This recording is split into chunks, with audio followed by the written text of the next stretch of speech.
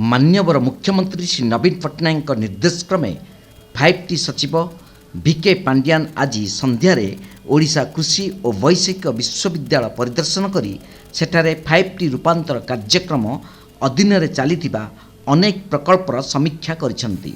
एहा सहित सेठारे पढ़ुथिबा छात्र छात्री सहित आलोचना मध्य करिथिले।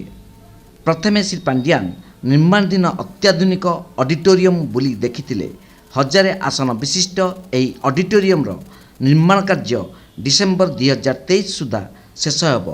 एही ऑडिटोरियम देशर सबुठारु बड़ ऑडिटोरियम हेब एवं कृषि शिक्षा क्षेत्र में राज्य ठारू आरंभ करी जातीय और अंतर्जातीय स्तर पर्यंत विभिन्न प्रशिक्षण कार्यक्रम कर्मशाला और कॉन्फ्रेंसर आयोजन करा जाई परिबो।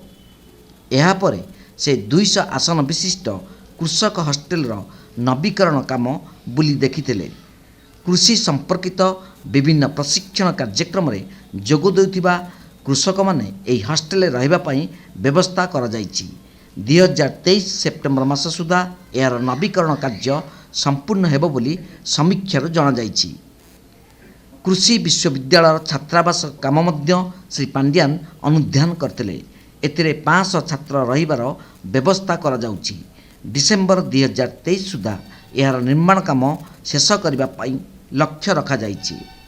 परिशेष से छात्री निवासर नवीकरण कार्य बुली देखिथिले एवं छात्री मानक सह विभिन्न सुविधा असुविधा संपर्क में आलोचना करथिले।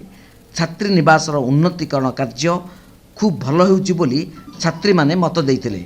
छात्री निवास रे बैडमिंटन कोर्ट और जिम सुविधार विकास पई सेमानक अनुरोध को दृष्टि रखी पदक्षेप नियाजियो बोली 5T सचिव छात्री मानकु प्रतिश्रुति देइथिले।